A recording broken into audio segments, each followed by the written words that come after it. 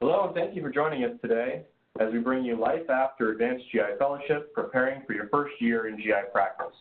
My name is Andrew Peterson, and we're coming to you live from Lafayette, Louisiana. This evening, we'll be discussing and taking questions on topics like kicking off an EUS program, choosing the appropriate equipment, building referral networks, and hearing some personal insights from our presenter, Dr. Eric Trawick. It gives me great pleasure to introduce this evening's presenter, Dr. Eric Trawick.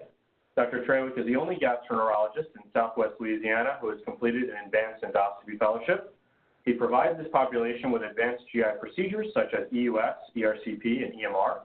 A native of Vinton, Louisiana, Dr. Trawick graduated from medical school at Louisiana State University, Shreveport. He completed his internal medicine residency, gastroenterology fellowship, and advanced endoscopy fellowship at Vanderbilt University Medical Center in Nashville, Tennessee. While there, he served on the Residency Advisory Committee and received the Richard P. Schneider Teaching Award. He later returned to his home state and is currently a member of the Gastro Clinic Group Practice and continues to share his knowledge as an assistant professor of clinical medicine at Louisiana State University. Today, he will share his experience of successfully transitioning from an advanced fellow to an attending GI physician. Joining us from the Olympus marketing team is Senior Product and Market Development Manager Rich Birdie. And once again, my name is Andrew Peterson, Olympus Business Development Manager, and I'll be the host of this webinar. Now, without further ado, Dr. Trawick. Andrew, thank you so much for the kind introduction. I really appreciate this opportunity to be here with you all today. I'm excited to have this discussion and hopefully share some valuable information with some trainees as they prepare to move forward from fellowship out into practice. Just hats off to Olympus for making a concerted effort to provide these types of resources to physicians, especially trainees, as we care for our patients. So if we're ready to get started, we'll go ahead and jump into things. So transitioning from advanced fellowship to practice obviously is a big transition. And there's a lot that goes on in the real world that you may not be exposed to yet from a fellowship standpoint. So as we think about making that transition, we don't want this to be a daunting task. We want to try to give you some information, some tools that will help this transition go more smoothly.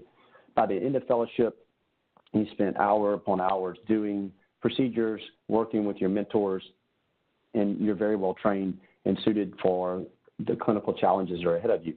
However, there's a lot that goes on in the real world that you haven't been exposed to, especially the business side of gastroenterology.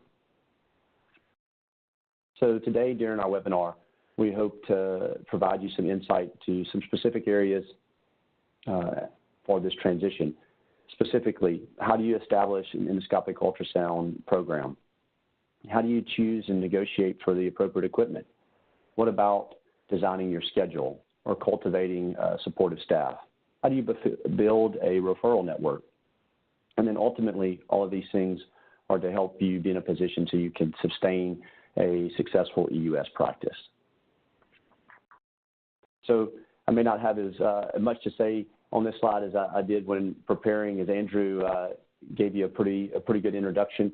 But just to give you a little bit more information about myself, I grew up in a small town in South Louisiana. It's about an hour from where I'm located now. When I was going from high school into college, I was certain I was going to play basketball for the rest of my life. Well, when you get into college athletics, you figure out real quick that there's a lot of people bigger, faster, and stronger than you are. So I had to find a plan B. And so fortunately, I met my wife of now almost 19 years who to help me gain some academic focus and think about life after college. And so ultimately off to LSU Medical School I went. After finishing medical school, was fortunate enough to match at Vanderbilt for internal medicine residency and was able to stay there at Vanderbilt and complete my GI fellowship as well as my advanced endoscopy fellowship.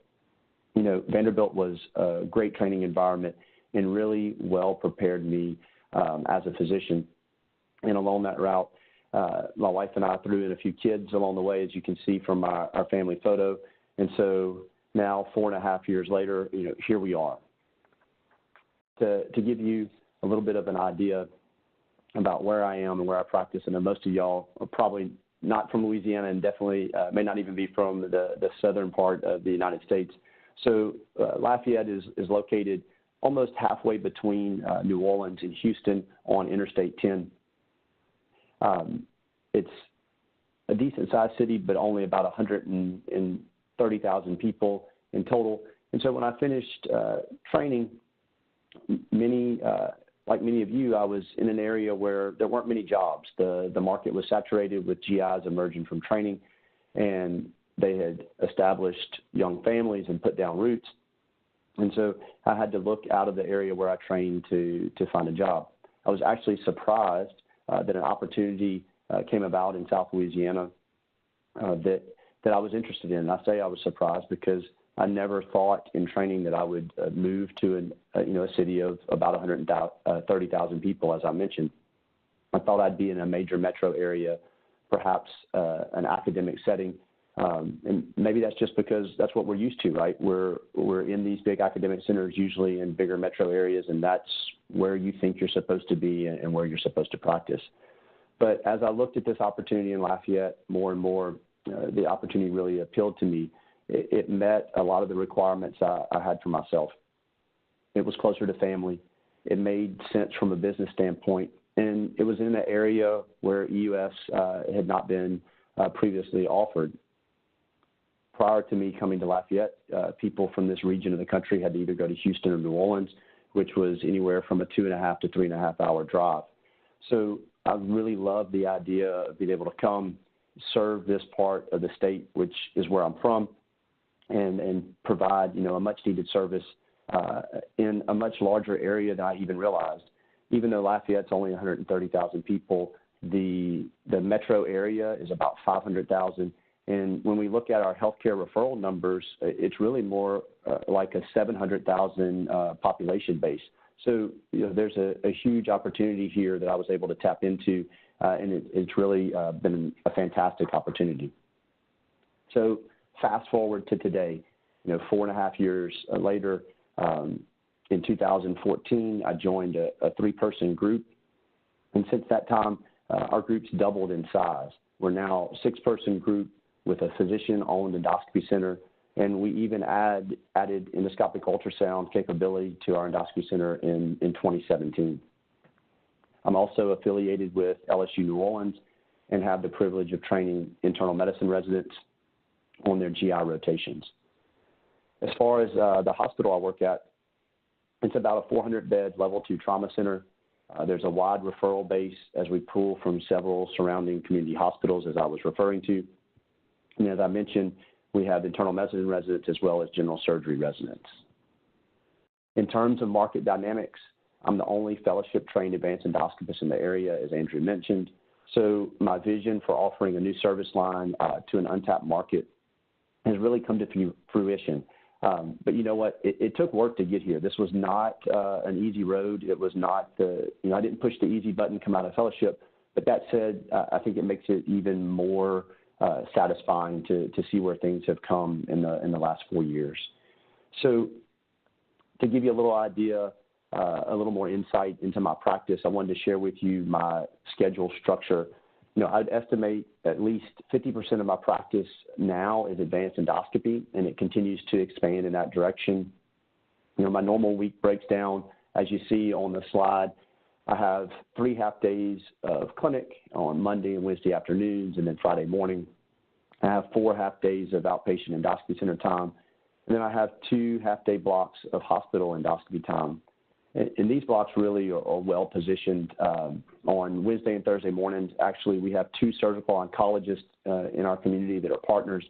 They're young, well-trained, great guys, and each of them, each one of them operates, one on Wednesday, one on Thursday. So we're in the OR at the same time. It's a great time for us to be able to interact, to talk about common patients, difficult cases, bounce ideas off of each other. And so, my schedule being structured this way was strategic. This didn't happen by an accident. And so having this time where it's easy to interact with colleagues that you work with closely is something you should take into consideration when you're looking ahead to structuring your schedule. So now that you know a little bit more about my schedule, let's talk about procedure volume. I'm sure this is a question that everyone has coming out of fellowship. Well, how many procedures am I actually going to get to do? How many of them are going to be advanced endoscopy? And obviously, this is going to vary situation to situation. But all I can do is tell you, what happened, for me. And as you can see here, my ERCP volume has been fairly steady after that initial jump from year 1 to year 2. By comparison, you can see my EUS volume. It's steadily increased year over year and performed about 500 EUS procedures in the last calendar year. So overall, this is a trend that I'm seeing, and I think it's something I wanted to share with you since in the community setting, things are different than what you see now. Right now, you're in the academic world. There's a handful of people that are well-trained, they're comfortable performing ERCPs, EUS, and other therapeutic procedures. But out in the community, that's not the real world. There's lots of GIs in the community that do ERCP. These guys have been in practice for a long time. They've done ERCPs their whole career. And so I wouldn't expect your ERCP volume to rapidly increase when you first come out of training. On the other hand, a much smaller number of gastroenterologists have US training, and by default, that's an area where I see a lot of growth potential for people coming out of training. And as you know, indications for US are on the rise. So when you're setting up your new practice, don't be surprised if a lot of your growth comes from endoscopic ultrasound. And obviously, this is great news for you. You're advanced training, and this is what you want to do. This is what you're trained to do. So there's a huge potential there for you looking forward. So, I've talked a little bit about myself. I've given you an example of my schedule, procedure volume. I'm 4.5 years out now. I guess Olympus has me here talking, so I guess it's safe to say that I've made this transition from advanced fellow to an established practice successfully. We'll see. But in this section, I hope to share some insights on that process with you to help ease this transition. So, the first decision that I thought about when preparing this talk was private practice versus academic practice. I think this is an often debated and contemplated decision by trainees. And to be quite frank, I think there's a lot of outside pressure during your training concerning this decision. I think a lot of our mentors and faculty members really push for you to stay within the academic world. And I'm not saying that's right or wrong, but I think this is a personal decision, and this is something that everyone has to think about in their own circumstances. And so my biggest advice here is to take a step back, look at this decision objectively, and take into consideration your value set and what's important to you. So don't be afraid to get out and interview at multiple locations. Don't be afraid to interview with private practice groups and academic centers. You need to expand your knowledge, expand your search, and really look at what all the options are available to you. Geography, availability of positions, your personal practice style, these are all important factors. And you also need to consider, how much risk you're willing to take, not only from a procedure standpoint, but also from establishing a practice standpoint. Are you somebody who wants to get out on their own and try something new, or would you be more comfortable joining a group that already, has an established advanced endoscopy program? Additionally, it goes without saying that you need to understand your compensation structure. It's perfectly fine for you to ask questions about compensation and salary. This part of the negotiation process. So you need to know, how's your salary compare nationally? Will you be billing for your services directly? Or will you be on an RVU system? If you're on an RVU system, should you consider negotiating for a higher RVU rate for your advanced procedures? These procedures take longer than normal EGD and colonoscopies, so should you be compensated at a higher RVU rate for taking the time to do these procedures, especially if you're employed by a healthcare facility? Finally, make sure you understand any production bonus schedules where applicable.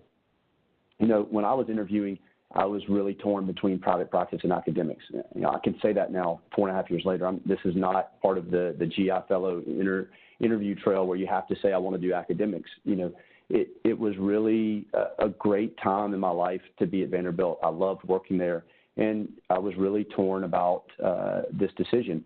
But I interviewed at both places, and ultimately private practice was where I landed because it was the right fit for me. It was the right fit for my family. I'm close to my parents who are aging now, and it just made a lot of sense.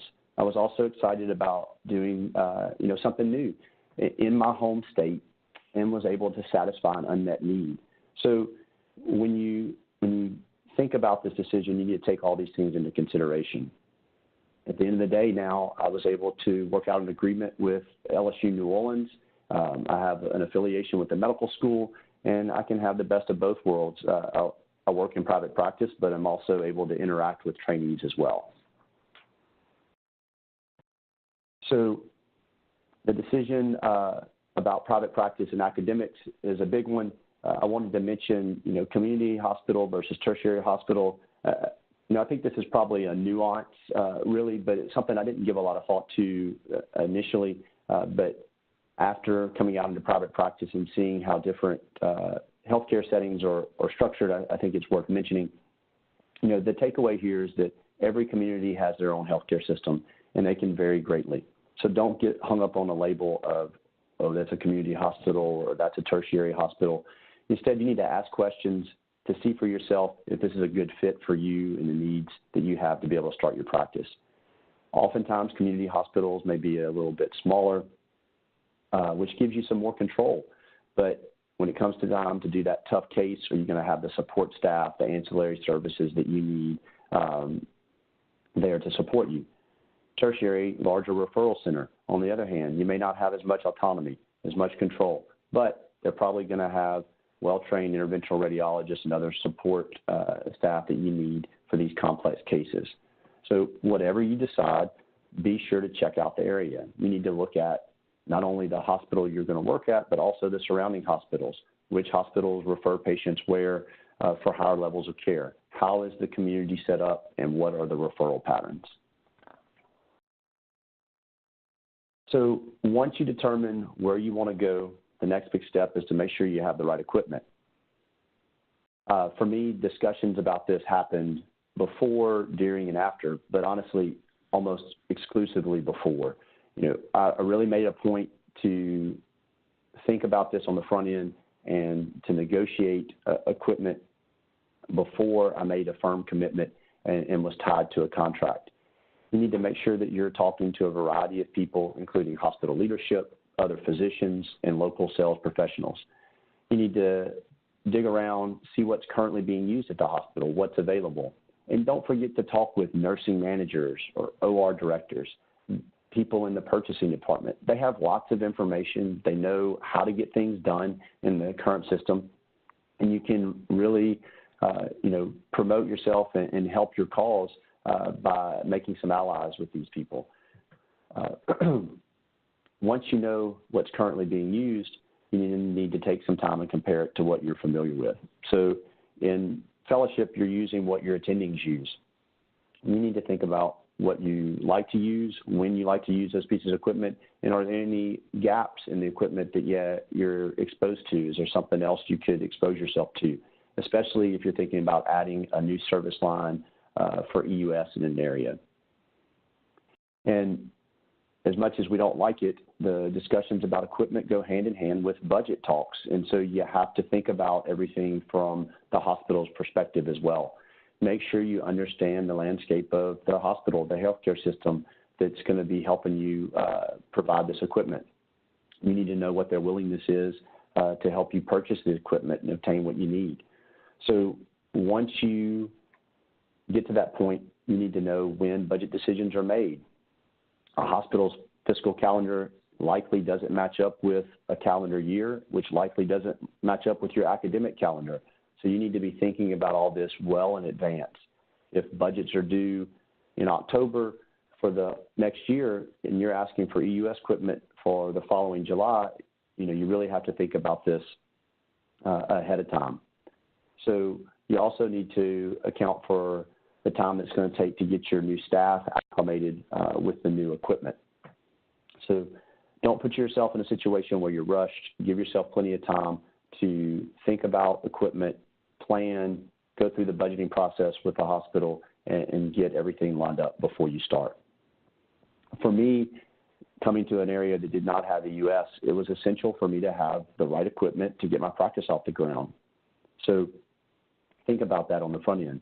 It took a lot of networking, it took a lot of negotiating, and a lot of people didn't even understand what endoscopic ultrasound was and why I needed special equipment. So you need to reach out to people, convince them the importance of the equipment, and help them work through the decision-making process with you. If you can make some advocates along the way, it really helps when they believe in what you're doing. And ultimately, your persistence pays off. So don't be afraid to politic for yourself and speak up and really advocate and let people know how important the equipment is to what you're going to do. That said, it can be a challenge to know exactly what equipment you might need. So there's resources available. You may or may not know about this, but what I suggest and what I did in my circumstance was I created a need list and I created a want list, or wish list, if you will. And so you need to be prepared with product details and rationale for why you're asking for this equipment. The hospital leadership wants to know, well, that's nice and all, but why do you really need this piece of equipment? So I can't stress this enough. Your negotiation strength will never be stronger than before you sign or commit to a position. Ask for everything you think you will need or want initially, and don't be afraid to negotiate. You have the power before you sign on the dotted line of the contract. As you determine what you need, don't forget to consider physical space constraints. Are you sharing this equipment with departments? Are you going to be using the same equipment that pulmonary is using to do EBUS cases? Or are you going to be doing just gastroenterology alone equipment for the GI department? Make sure the right decision makers are involved. You need to look at the physical space, determine how the room's going to be set up, where the equipment's going to go. I have a funny story from my first couple of days on the job.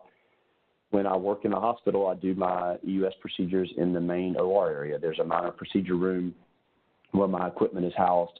That minor procedure room already had anesthesia equipment in it. They moved the endoscopy equipment in, EUS equipment in, but failed to take into consideration where the electrical plugs were in the room. So we rolled in the first day with our patient in a hospital bed, and we couldn't plug the hospital bed in to raise it or lower it. So we had to have a little Cajun ingenuity down here in South Louisiana and go find an extension cord and plug things in, get the bed up to the right height and get things adjusted so we could get the case done. And obviously we rearranged things after that and have things laid out well, but you need to think about those types of details, not only what equipment you need, where is it going to go, how are you going to position it, and how's the patient going to fit into all of this. I think that's a rule of thumb that you can use on lots of different levels. How are you going to do what you need to do for the patient? And if you keep that in mind, it'll go a long way. So, manufacturers have product summaries like this. It goes through and gives you all the different equipment that's available. Your sales professionals will be an invaluable source of knowledge as well. So you need to take advantage of these resources. So this slide is meant to show you, kind of my decision making process. I told you have a wish list and have a needs list. Well, this is my wish list, and I went all out, as you can tell. I put a lot of equipment on here. I asked for 3 linear scopes, asked for 2 radial scopes. I even asked for an ME1 processor with a separate unit for the mini probe, as well as the needed processors, and went into detail. I asked for suction buttons, water valve buttons. So all this equipment for EUS is different than what the hospital currently uses for general endoscopy cases and even ERCP. So I spelled it out in detail exactly what I wanted, how many of them to get started, so that I knew that I would have what I needed when I came the first day to start. Ultimately, I didn't receive all of this equipment, so what's highlighted now is what we actually received. But that said, I had, if you will, shot for the stars and got the moon. On my final agreed upon list, I received 2 linear scopes and 1 radial scope, with the understanding with the CEO of the hospital that if I proved my worth after my first year from an EUS volume standpoint, that I would be able to add another linear scope and another radial scope. And you can look back at the slide I showed earlier, there was no doubt after year 1 from the procedure volume that it was worth investing in some more scopes. And so we made those investments after year 1, and we've been off and running since there. So I want to talk a minute about negotiations. I know I stressed this earlier and said, don't be afraid to negotiate. These may seem basic, but I think they're very important tips, and I wanted to share a few things with you. First off, when you're negotiating, get professional legal help. Look, we're well trained. We've done tons of studying and procedures to make it through medical school and all the licensure exams and fellowship. We're smart people. We're well trained, but we're not lawyers, and we don't deal with contracts every day. And to be honest, the hospital has an entire legal team that's reviewing their contracts. So you need to have your own representation looking out for you. And even though you have someone that's a professional reading through your documents, you need to read them as well. I can tell you multiple stories from people I know who didn't personally read all of their contracts.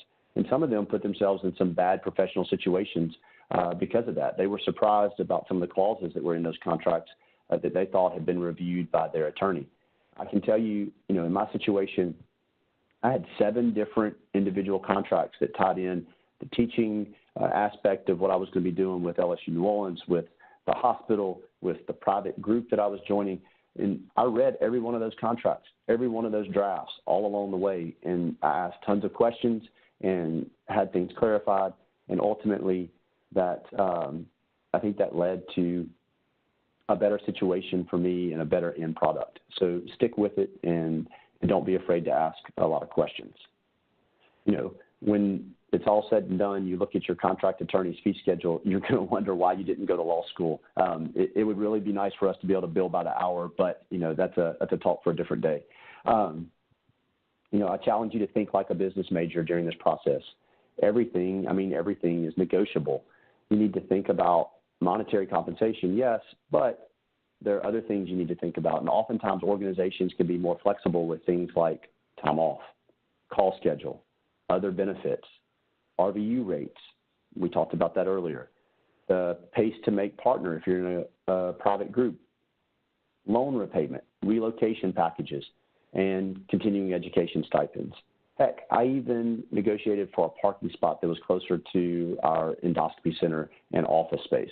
So anything's fair game. You need to keep all your options available to you during the negotiation process. I mentioned getting professional legal help, but other advisors can be beneficial as well. A good certified public accountant, CPA, and a financial planner are invaluable during this transition.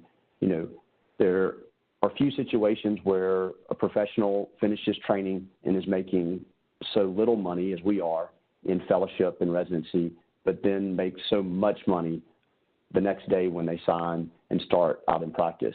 And that can be an overwhelming transition. You need to make sure you have the right team of people around you so you can be deliberate about your finances during this transition period.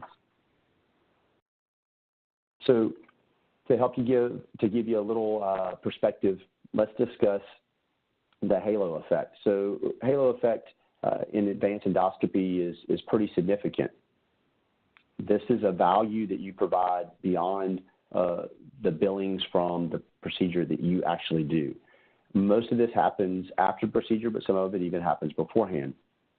And, the fact is that patients are very likely to stay within the hospital system or continuum of care after procedures like the ones we perform. That means you generate a lot of revenue for the hospital, and you need to keep that in mind.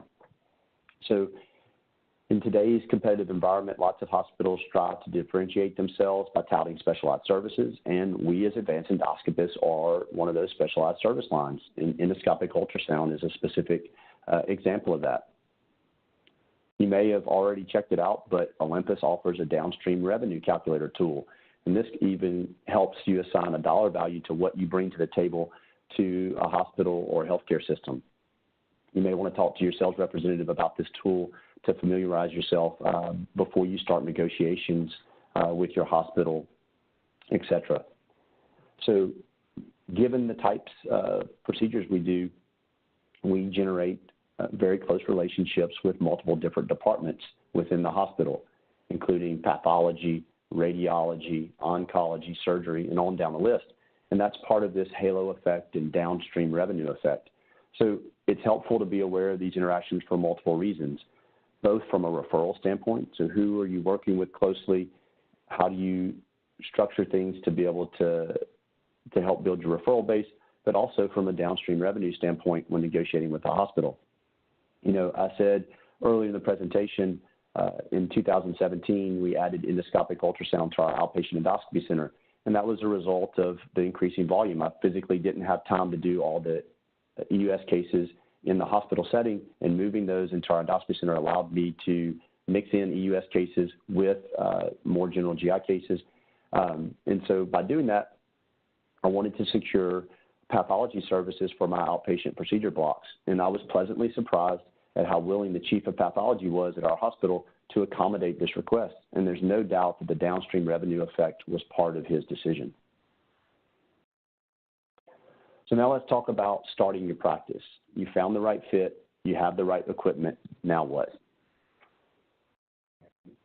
There's so much that goes into actually starting your own practice. There's no way I'm going to be able to cover all this this afternoon. I know we're going on about 25 minutes now, so we're heading around the final bend here, but there's a few things that I want to highlight from my experience that I want to share with you. How should you structure your schedule? When I designed my schedule, I estimated that general GI workload would be more prominent initially, and then advanced endoscopy volume would increase as my reputation and referral base grew, and that's exactly what's happened. As you think about your own schedule, make sure to leave margin. Chances are you're going to get busier, so give thought on how you're going to expand and grow. It takes time to do things like add more partners to your practice, or the hospital to hire additional GI physicians. And also you need to think about the personal side of things. I promised my wife I would include this in the talk. Work-life balance is important. When you come out of training, you are, you're so used to working all the time. But once you get out and get into practice, you really need to carve out time for your family, significant others. You really have to be intentional about protecting that time. Lastly, you need to leave yourself some flexibility. So you want to be able to add in urgent procedures when they need to happen. This is great for patient care, yes, but it's also great customer service for your referring physicians. There's nothing worse than a referring doctor calling you saying, hey, I've got this patient with obstructive jaundice. They need an ERCP, and you say, oh, sorry, I'm booked up for the next 2 weeks. So you have to give yourself the ability to add those kinds of cases on. I made some significant adjustments in my schedule around year 2 of my practice, and I recommend that you plan for that as you look forward to practice growth. It goes without saying that surrounding yourself with a good team will make your day-to-day life a lot easier. And when I started, I inherited some really great people in the GI lab at our endoscopy center and also in our hospital. But these people had never seen endoscopic ultrasound before. They'd never done these cases, and often had never done some of the complex advanced cases I was doing. And so you have to budget some time to get these people up to speed. You can't walk in the first day and expect them to just know how to do everything. So also account for staff turnover. You take your position, go into practice, join a group, and you're thinking, I'm going to be here for the next 30, 40 years. But chances are the nurses, the techs, the ancillary staff aren't thinking with that mindset. So you need to expect there's going to be turnover, and you're going to have to train new people. I try to encourage team building with my staff, and one way I do this is I talk to them during the procedure. I tell them what I'm doing, why I'm doing it, and what I'm looking for. And I think this gains alignment in the procedure room, and it also trains people who are new to the group. They know what I'm thinking, they know what I'm looking for, and can then start to anticipate the needs during the procedure. So, the bottom line here is you need to take care of your team and think about them. Little things like bringing in breakfast sandwiches or donuts on a Friday morning after you've had a busy week, or writing someone a personal note that does a good job. Those things go a long way to building rapport and team in a professional setting. So how do you target EUS referrals? When you think about the indications of EUS, that they're getting larger and larger, and I use that as a way to think about my referral base. So, it's easy for us to think about pancreatic cancer. Everybody thinks about pancreas cancer and endoscopic ultrasound, but don't forget about other disease processes, even benign disease. Lots of your referring physicians may not have experience with EUS, including some of your fellow gastroenterologists in your community or even in your practice or hospital. I get referrals all the time for ERCP from other gastroenterologists, and it's clear that EUS is indicated first. A lot of people still don't realize that diagnostic ERCP is gone. We should be using endoscopic ultrasound when there's not a clear indication for ERCP. And with new and improved devices for EUS, we're going to continue to expand that role into therapeutic endoscopy. When you're thinking about marketing your EUS services in your area, you need to get the word out about yourself and about EUS. And especially if this is going to be a new service in the area. And that can start before you even start your job. So in my case, when I interviewed, I tried to meet as many potential referrals as possible. And I had a very wise senior partner who introduced me during my visits with the surgical oncologist, with the medical oncologist, and with other people in the community. He could see referring patients to me, right off the bat. And that really helped to build rapport and help build those referral bases. So after you sign on, you're really going to want to work on developing those referral relationships. Make sure you cultivate, a varied audience. You don't want to just talk to one group of physicians. You need to make sure you're talking to all gastroenterologists and oncologists and surgeons, and even go visit the primary care providers. It goes a long way to go meet someone in person, shake a hand, and introduce yourself. You can consider things like joining a local medical alliance or professional groups. You can do things like start conferences. In my case, we actually started a multidisciplinary GI conference that meets monthly at lunchtime. We now have a robust group of surgeons, radiologists, pathologists, oncologists, radiation oncologists that come once a month and discuss, complex cases. And it's really been a great way to develop those referral relationships. Your hospital system may also offer some support in this area. Oftentimes, a hospital has a community liaison that will take you around to meet people. Your Olympus sales representative can also be a resource. They can introduce you to different people in the area as well. I even went to local news stations and talked to them about running health segments. You can reach out to them and do that. It's an easy way to get some free press. The only downside is it's usually a very early morning, from my experience, about 5 a.m. when they like to do those things. But it's very much worthwhile. And last but not least, you have to remember customer service. Ultimately, we're providing a service to our patients, but also to our referring physicians. And you need to keep that in mind. And in my area, there are multiple GI groups, but I'm the only advanced endoscopist. So from day one, I approached those groups with a very open line of communication and told them I was here to try to help patients that needed my services, but I was not trying to steal their patients. And I've stuck to my word. I do those procedures. Pick up the phone. I call those gastroenterologists. I send the patient right back to them. And it's really gone a long way to build rapport and help continue that referral network. So once again, there's lots of resources out there like this one from Olympus. I really wish I would have known about these things in 2014 when I was getting started. That would have made life a lot easier. So people like Andrew, who's on the webinar with me now, and your sales representatives, they're there to help you and to help you through this process. And I think one of the main things from this webinar today was to make you aware that these resources are here so that you can engage and use them going into this process. So, in addition to your dedicated sales professionals, there's also EUS field support and clinical staff. They'll come out and help you train your staff in the hospital and your endoscopy centers. They set up educational programs. There's so many resources out there, so don't be afraid to ask and to get help when you're moving out into practice. So we're almost done here. If you can hang with me for a couple more slides, we're going to wrap it up and then open things up for some questions.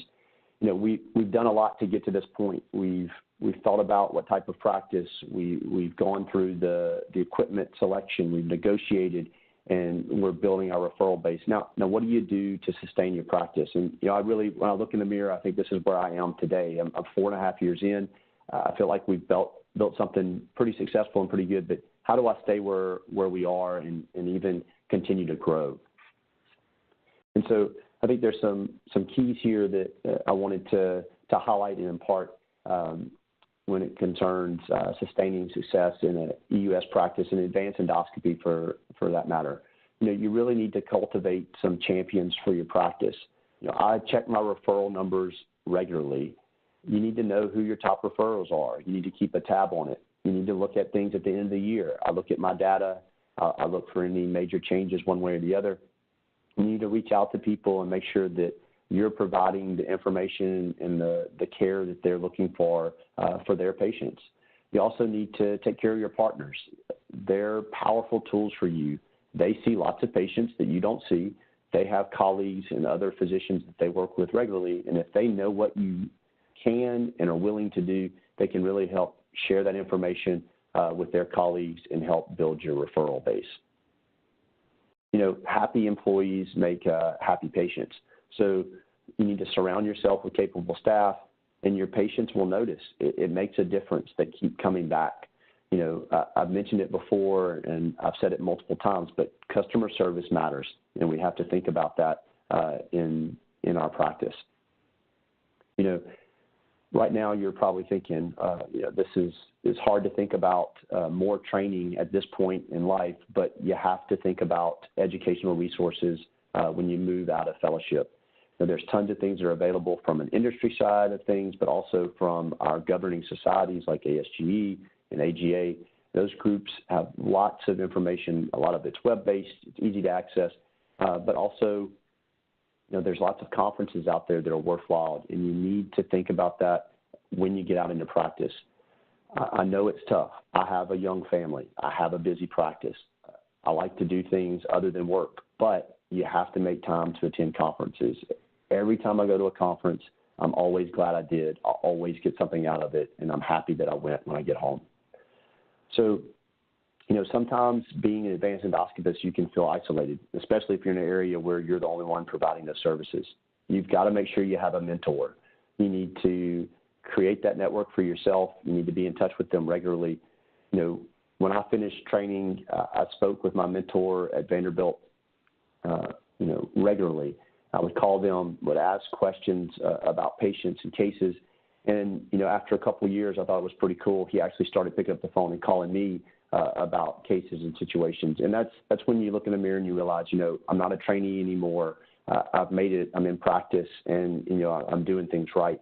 But you have to have that network around yourself to be successful. I really feel strongly about that. So I promised y'all we were almost done, and here we are. Here's the last slide. Thanks for hanging in there with us this afternoon, and really appreciate y'all joining us. I just want to wrap up by summarizing what we've talked about today. I hope in this webinar we've been able to give you some useful information on how to establish your EUS program, how to choose and negotiate for the appropriate equipment, how to start a successful practice going from looking at your schedule, cultivating your staff, and building upon that, looking at your referral network, and then ultimately sustaining successful EUS practice.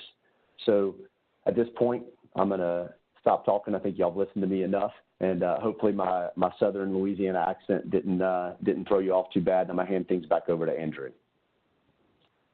Looks like we already have a number of questions coming in. Should we not get to your question, please feel free to contact your local EUS endoscopy account manager, your local rep. And if you don't know who that is, contact us via our website, medical.olympusamerica.com.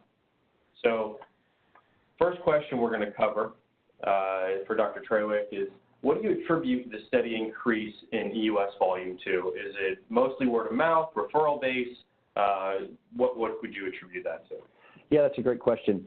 You know, I think starting out, my group, the practice I joined was really where, you know, EUS volume started from. But as, you know, we've grown, added more partners, that's obviously helped. But I think word of mouth through other physicians is really probably what's driven things the most. You know, when you take care of someone's patient and you do a good job and you follow up with them promptly, the patient's happy, the referring physician's happy. You know, we talk to other people, and people want to know if you're good or not. They want to know if you do things the right way. And once you get a good reputation, it really, the word gets out, it really spreads. And so I mean it when I said it in my presentation. I don't think you can underestimate the importance of good customer service. Excellent. Another question that came in, my fellowship program offers EUS training, rigorous 600-plus procedures for the fellow in third year without doing an advanced year or ERCP training. Do you think it's advantageous to train in EUS without ERCP for a private practice? Yeah, that's a tough question. You know, I think as time goes on, we're going to see less and less people who do EUS alone and don't do ERCP. I think there's so many crossovers to the indication, especially as we move into more therapeutic EUS. And I really do. I think we're only a couple years away for some major breakthroughs in technology as far as doing EUS guided, you know, access. You can do a lot of things now, but a lot of it's off-label. A lot of it's difficult to do with the equipment we have, and it's time-consuming. But as some new devices come out, I think it's really going to open up those doors. But if you don't do ERCP, I think it's going to be harder and harder to do those things as those indications for EUS grow. Now, that said, if you're in a private practice or you're joining a practice and there's someone else doing endoscopic ultrasound and ERCP, and they just really need help with the volume for EUS, it may make sense in your situation. So I think everybody's going to be different, but you really need to think about who's going to be doing ERCP on all the cases you're doing EUS on, because there's a big crossover there. And if you're not trained to do ERCP, how are you going to account for that in your practice? And maybe you have a partner who wants that volume for ERCP and y'all can work together, but you need to think about that on the front end. Excellent. Thank you. Next one. What advice do you have for someone who will end up in a community hospital without having a backup advanced person to run things by? Example being, how challenging is it being on your own, and did that limit the scope of risk you were willing to take on? Yeah, that's definitely something that I thought a lot about early on. You know, I mentioned that I have two young, well-trained surgical oncologists in town, and those guys were super supportive of me being here. They, you know, had done without EUS in the area for a few years before I came, and were having to ship patients to New Orleans or Houston to get things done when they absolutely had to have it. And they were so happy to have me here. They really gave me an open invitation to be aggressive. And by nature, I was, you know, happy to do that. But having them, you know, really support me and say, you know, if you get into trouble, if we need to come in and help from a surgical standpoint with a perforation or with, you know, a complex procedure, we're willing to do that. And so that really helped me feel comfortable to be aggressive. But definitely, you ultimately have to be comfortable with what you're doing. Don't go into a procedure, you know, halfway committed. If you're going to do an EUS guided biliary drainage, you need to be committed to doing that. And it doesn't mean you don't stop at the point where, you know, you're supposed to, but you need to enter that procedure with the mindset of, we're going to get this done today and we're going to do what it takes to do it. And if you can't do that, then you probably shouldn't start the procedure in the first place. Okay, makes sense. Next question we have is,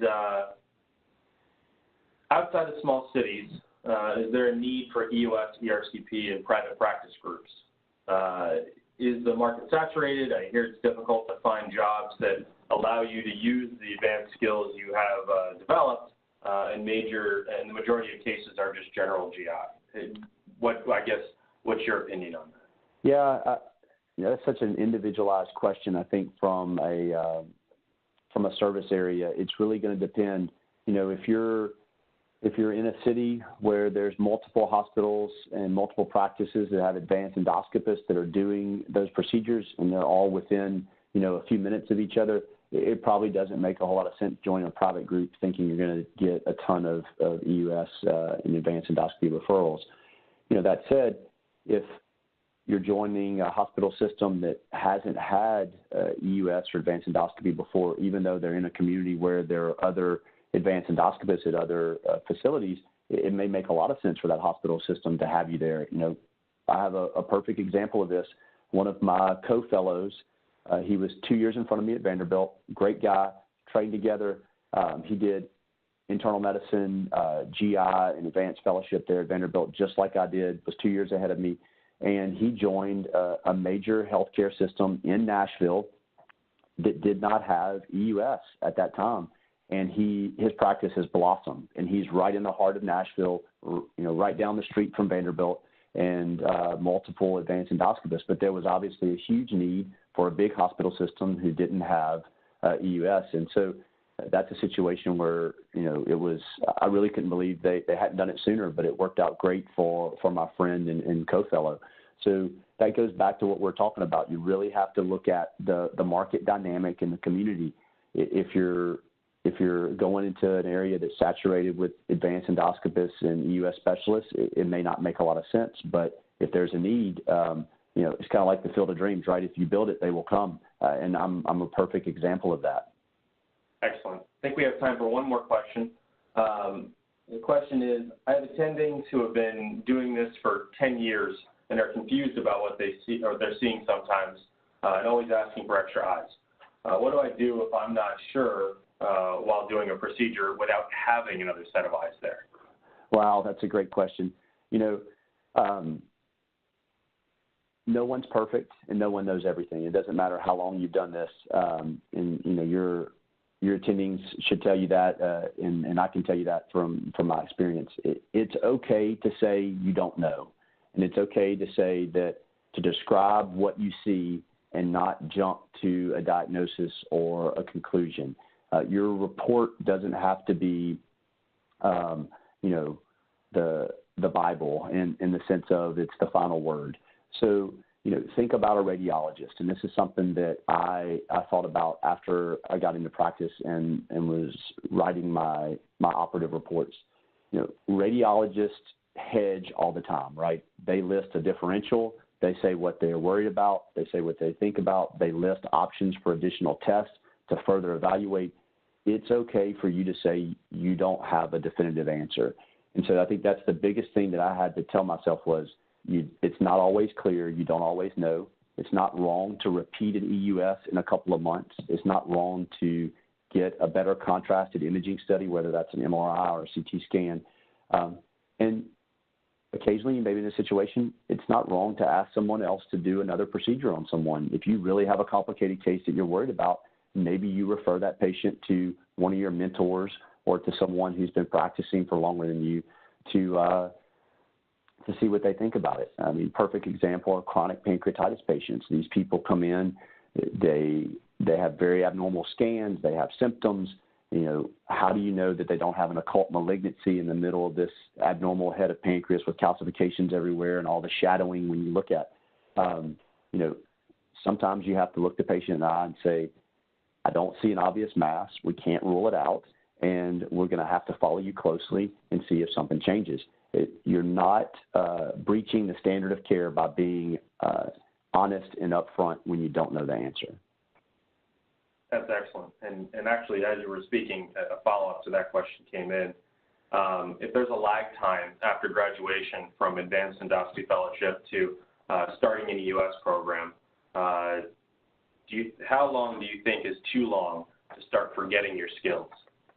Yeah, I think it probably depends on the person. There's a lot of data that's coming out in the literature now about resident and fellowship training, especially in GI and procedure proficiency and how do you test for that. And, y'all seen those articles in GIE just like I have.